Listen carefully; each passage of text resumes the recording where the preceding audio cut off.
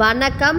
மகாவிஷ்ணு, பிரம்மா மற்றும் தேவர்கள் யாராலும் அளிக்க முடியாத வரம் பெற்றிருக்கும் சூரபத்மனை அழிக்க என்ன செய்ய வேண்டும் என்று ஆலோசித்துக் கொண்டிருந்தனர். அந்த சமயத்தில் சிவனுக்கும் பர்வதராஜனுக்கும் மகளாக பிறந்திருக்கும் பார்வதிக்கும் திருமணம் செய்து வைத்து அதன் மூலமாக முருகர் பிறக்க வழி செய்வதே இதற்கு தீர்வு என்று தீர்மானித்தனர்.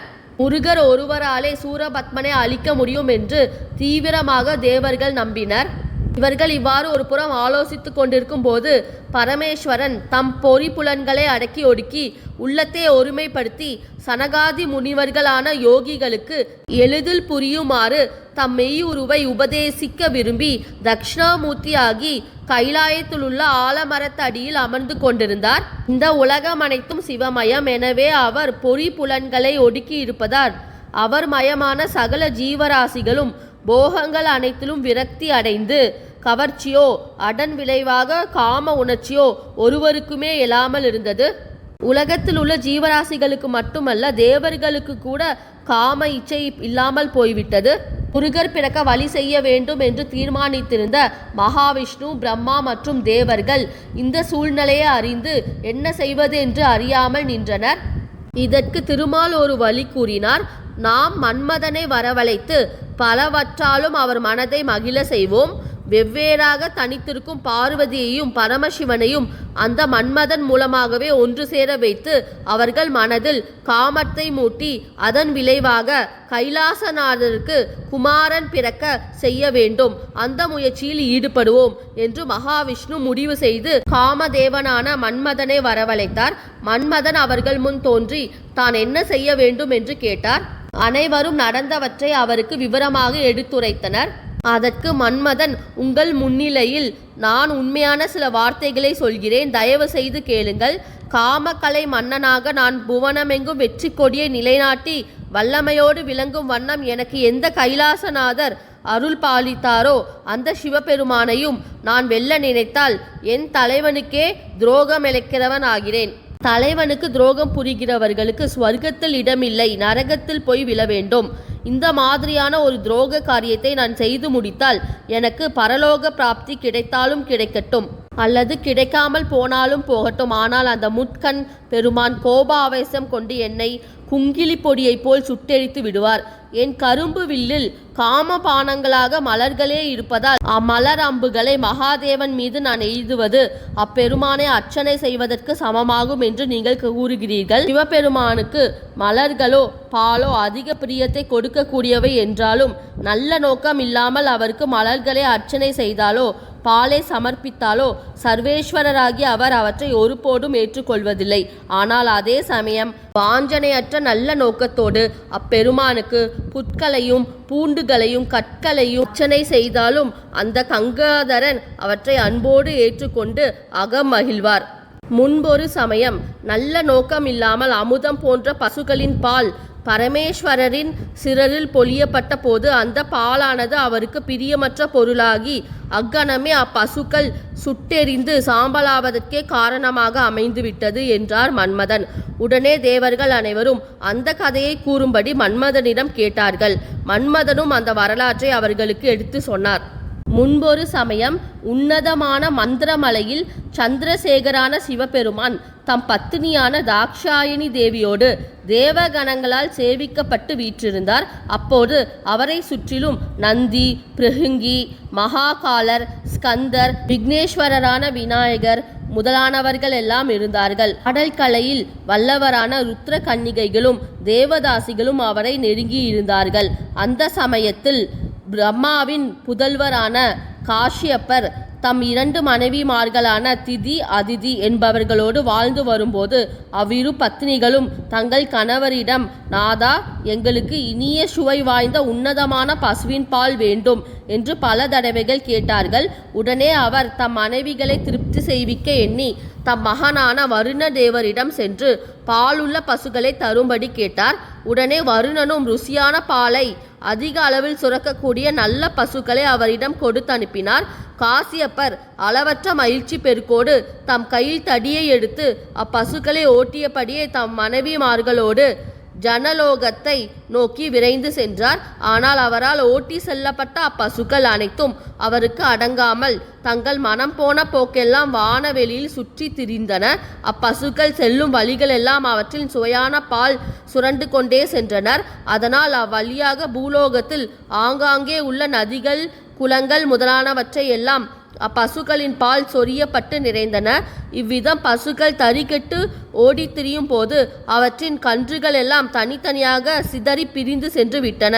காசியப்ப முனிவரோ தம் கட்டிலம் மனைவிகள் இருவரோடும் அப்பசுக்களை தடி கொண்டு விரட்டியபடியே இப்படியும் அப்படியுமாக பின்தொடர்ந்து ஓடி சென்றார். அதனால் அவர் மிகவும் களைத்து இளைத்து அவருக்கு பெருமூச்சு வாங்கியது. நாக்கு உலர்ந்து உதடுகள் காய்ந்தன.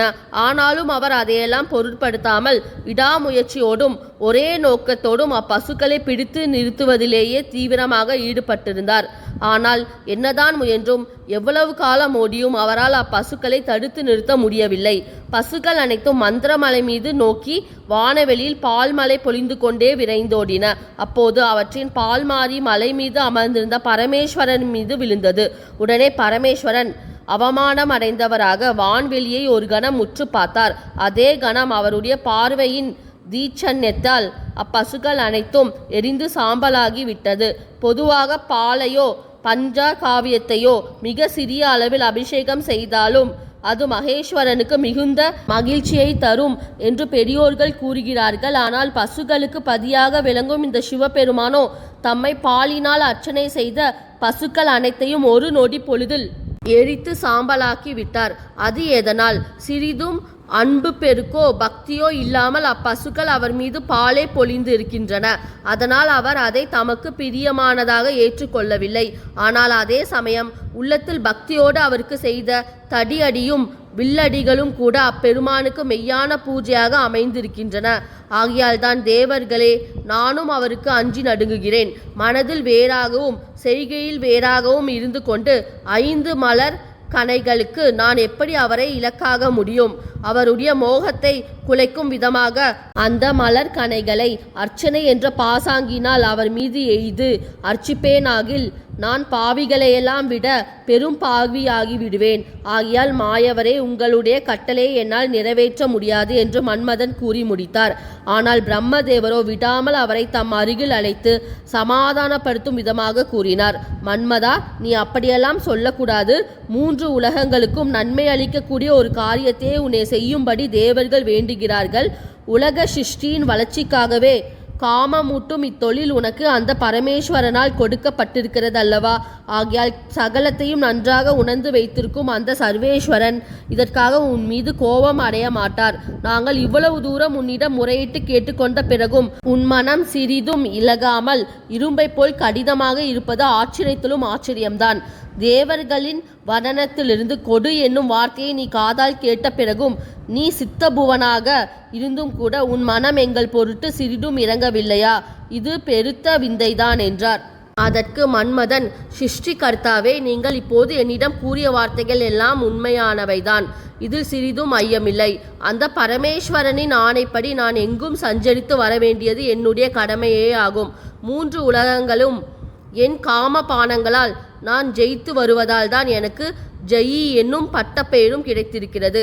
தேவர்கள் அசுரர்கள் ஆகியவர்கள் நிறைந்திருக்கும் இந்த பிரம்மாண்டமான அகிலத்தில் பறவை இனங்கள், புழுக்கள் முதலியன, செடிகள் முதலியனவை, மனிதர்கள் முதலானவர்கள் ஆகியவற்றின் மீது நான் எய்தும் மலர் அம்புகளான காம கணைகள் என்றுமே வெற்றி கொள்ளாமல் தோல்வியுடன் திரும்புவதில்லை. அதெல்லாம் இருக்கட்டும். பிரம்மதேவரே, முன்பொரு சமயம் உம்மால் படைக்கப்பட்ட உம் புத்திரியான சரஸ்வதியிடமே மோகம் கொள்ளும்படியாக நான் செய்ததை நீர் மறந்து விட்டீரா? மற்றொரு சமயம் தாருகா வனத்தில் மாயையினால் பெண் வடிவம் எடுத்து வந்த மகாவிஷ்ணுவின் காலில் அவ்வனத்தில் தங்கியிருந்த தவ முனிவர்கள் எல்லாம் மோகித்து கெஞ்சி விழும்படி செய்தேன் அல்லவா? ஒரு சமயம் திருமால் சிறையில் அடைப்பட்டிருந்த நேரத்தில் கூட என்னுடைய காமபானத்தினால் தாக்கப்பட்டு ஜலந்திராசுரரின் பத்ரியான பிருந்தையிடம் மோகம் கொண்டார் அல்லவா? மகாவிஷ்ணுவே வாசுதேவரின் மைந்தன் கண்ணனாக அவதரித்து நந்தகோபனின் வீட்டில் அவர் தங்கி வசித்து வந்த போது என் காமபானங்களால் அடியுண்டு அங்கிருந்த கோபி ஸ்ரீகளோடு கூடி கழித்தார் அல்லவா? தேவேந்திரன் மட்டும் என்ன, அவனும் தான் என்னுடைய காமபானங்களுக்கு வசப்பட்டு கௌதம முனிவரின் தர்ம பத்தினியான அகிலையிடம் ஆசை கொண்டு காம விகாரத்தால் தவித்தார். இவ்வாறாக உலகத்தில் உள்ள தேவர்கள், அசுரர்கள், மனிதர்கள் எல்லோரிலும் எவ்வளவு பேர் என்னுடைய மலர் கணைகளுக்கு குறியாகி மோகவேஷம் கொண்டு தவிக்காமல் இருந்திருக்கிறார்கள். எல்லோரிடமும் என்னுடைய தொழிலை சிறப்பாக செய்த நான் சங்கரமூர்த்தியிடம் மட்டும் என்னுடைய திறமையை காட்ட முயலமாட்டேன். அவரை தவிர மற்ற எல்லோரையுமே என் மலர் அம்புகளால் காமபானங்களால் அடித்து வீழ்த்தி விடுவேன். சிவபெருமானே ஜகங்கள் அனைத்தையும் தம் நெற்றிக்கண் நெருப்பிலாலே சுட்டெரித்து விடுவார். உலகம் யாவையும் ஆக்குபவரும் படைப்பவரும் காப்பவரும் அழிப்பவரும் அடக்கி ஆள்பவரும் அம்மகாதேவர்தான். அப்படிப்பட்ட சக்தி வாய்ந்தவரும் மரணமற்றவரும் துயரங்களை நீக்குபவரும் ஞான அறிவாற்றலை கொண்டவரும் மகா பிரபுவான அந்த சர்வேஸ்வரரை எப்படிப்பட்ட தைரியசாலியும் அச்சமின்றி எதிர்த்து நிற்க துணிய மாட்டார். எவரிடமும் அஞ்சி நடுங்காத குணம் படைத்த நான் அந்த பரமேஸ்வரரிடம் மட்டும் பயந்து நடுங்குகிறேன்.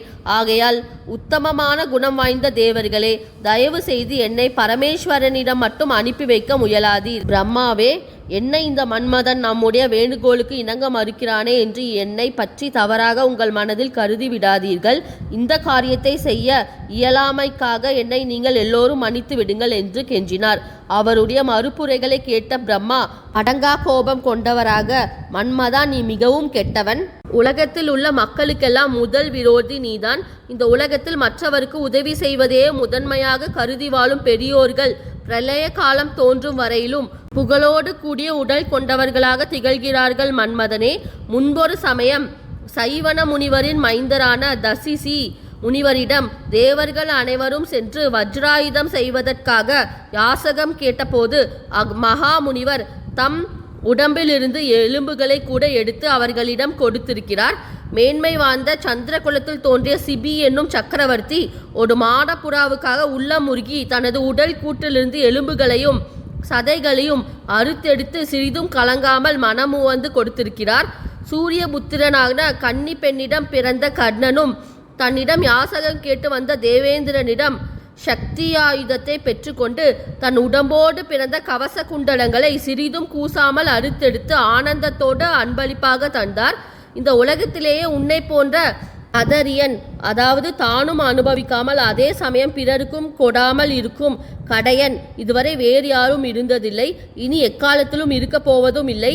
ஆக இவருடைய மூட புக்தியை பாருங்கள் என்று கூறி கரம் கொட்டி தலையாட்டி சிரித்தார். அங்கிருந்த தேவர்கள் அனைவருமே மன்மதனை சூழ்ந்து கொண்டு மீண்டும் மீண்டும் அதையே கூறி மன்றாடினார்கள். உடனே மகாவிஷ்ணு, மன்மதா, நீ இப்படி மறுத்துரைப்பது உனக்கே நன்றாக இருக்கிறதா? மேலும் எங்கள் எல்லோர் முன்னிலையிலும் நீ நின்று கொண்டிருக்கிறாய்.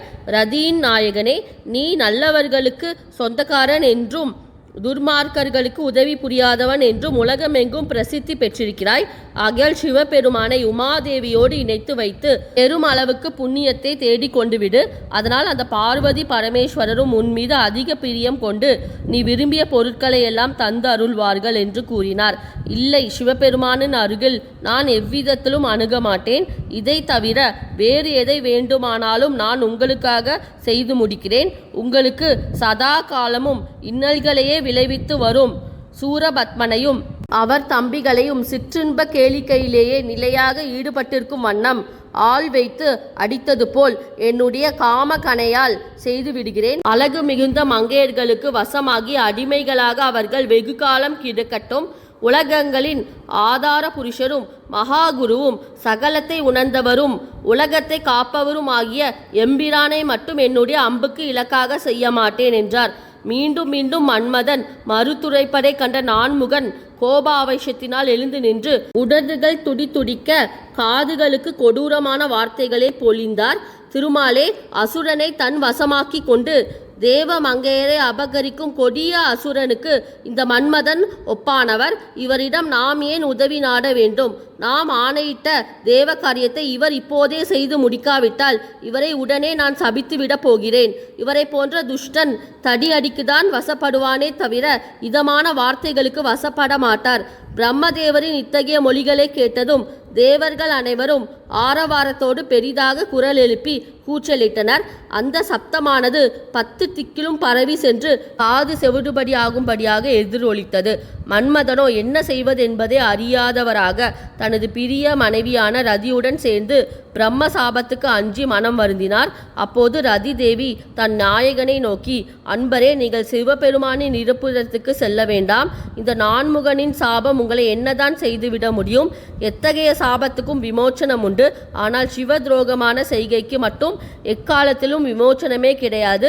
சர்வேஸ்வரராகிய மகாதேவன் தமது ஓரத்தில் அரும்பி மலரும் லேசான புன்சிரிப்பு ஒன்றினாலேயே அநாயசமான 3 உலகங்களையும் எரித்து சாம்பலாக்கி விடுவார். என் வார்த்தையை ஒரு பெண்ணின் வார்த்தை தானே என்று கருதி அலட்சியப்படுத்தி விடாதீர்கள். உங்களுக்கு அவமதிப்பை கருதி நான் இப்படி சொல்லவில்லை. உங்கள் நன்மையை கருதியே நான் இப்படி சொல்கிறேன். சிவபெருமானை உங்கள் காமபானத்துக்கு இலக்காக்கி விடாதீர்கள். உலகநாதரான அப்பெருமானை வணங்கி வழிபடுங்கள். இந்த உலகத்தில் அவரை அவமதிப்பவர்கள் அனைவருமே பாவ தீவினைகளுக்கு ஆளாகி உடனே அழிந்து போய் விடுவார்கள் என்று புத்திமதி கூறினாள். தன் மனைவியின் அறிவுரைகளை கேட்ட மன்மதன் அவளை நோக்கி, அழகும் கவர்ச்சியும் உள்ள புருவங்கள் வாய்ந்த என் அருமை பத்தினியே, நீ இப்போது சொன்னதேயெல்லாம் முழுக்க முழுக்க உண்மைதான். அதில் சிறிதும் சந்தேகமே கிடையாது. காலனுக்கும் காலனாகிய பார்வதி மணாளரிடமிருந்து சம்பவிக்கிற மரணமும் மிக உயர்வானதுதான்.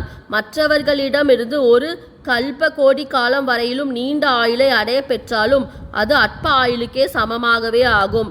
ஆனால் உலகுக்கெல்லாம் பிரபுக்களான இத்தேவர்கள் என்னிடம் வேண்டுகோள் விடுகிறார்கள்.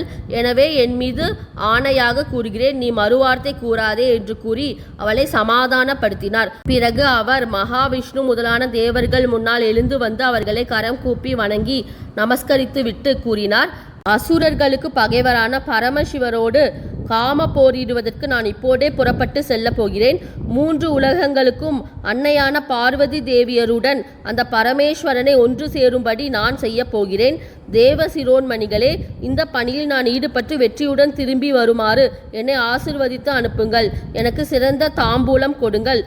உங்களுடைய கோரிக்கையை இடையூறின்றி நிறைவேற்றுவதற்கு என் உயிர் உள்ளவரை முயற்சி செய்வேன். மன்மதனின் இந்த வார்த்தைகளை கேட்டதும் பிரம்மதேவம் அகமகிழ்ந்து தம் கழுத்தில் இருந்த மாலையை கழற்றி அவருக்கு அன்பளிப்பாக கொடுத்தார்.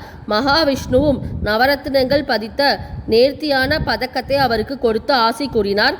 அவ்வாறே தேவேந்திரனும் பாரிஜால விருட்சத்திலிருந்து அடையப்பட்ட ஆபரணங்களையும் திக்பாலர்களோ வியக்க தகுந்த பலவிதமான பரிசு பொருட்களையும் மன்மதனுக்கு மனமுவந்து அளித்தார்கள். பரிசு பொருட்களையும் ஆசிகளையும் பெற்றுக்கொண்ட மன்மதன் பெரிதும் உவகை கொண்டு மகிழ்ச்சியில் பூரித்து போனார். ஆனால் அதே சமயம் அவருடைய மனைவியான ரதி தேவியோ மனத்துயரத்தோடும் உடல் நடுக்கத்தோடும் தளர்ந்து காணப்பட்டால். மகாவிஷ்ணுவும் பிரம்மதேவனும் மன்மதனை அன்பு பேருக்கோடு கட்டி தழுவிக்கொண்டு மகிழ்ச்சியுடன் அவருக்கு விடை கொடுத்தார்கள். உடனே மன்மதன் தம் பத்தினியான ரதி தேவியோடு அவ்விரு தெய்வங்களையும் நமஸ்கரித்து தேவர்களை வனம் வந்து ஜெய விஜயீ பவ என்னும் சுப வசனங்கள் முழங்கிட அங்கிருந்து மகேஸ்வரனின் இருப்பிடத்தை நோக்கி புறப்பட்டு சென்றார். இந்த சேனல் பிடிச்சிருந்தா லைக் பண்ணுங்க, ஷேர் பண்ணுங்க, சப்ஸ்கிரைப் பண்ணுங்க. நீங்க இந்த சேனலை சப்ஸ்கிரைப் பண்ண ஸ்கிரீன்ல வர வீங்கிற ஐக்கானை கிளிக் பண்ணுங்க. அடுத்து என்ன நடந்தது என்பதை பற்றி அடுத்த வீடியோவில் பார்ப்போம். ஒவ்வொரு வாரமும் சனிக்கிழமை முருகர் கதையான கந்தபுராண கதை நம் சேனலில் போடப்படும். அனைவரும் பார்க்கும்படி கேட்டுக்கொள்கிறேன். நன்றி.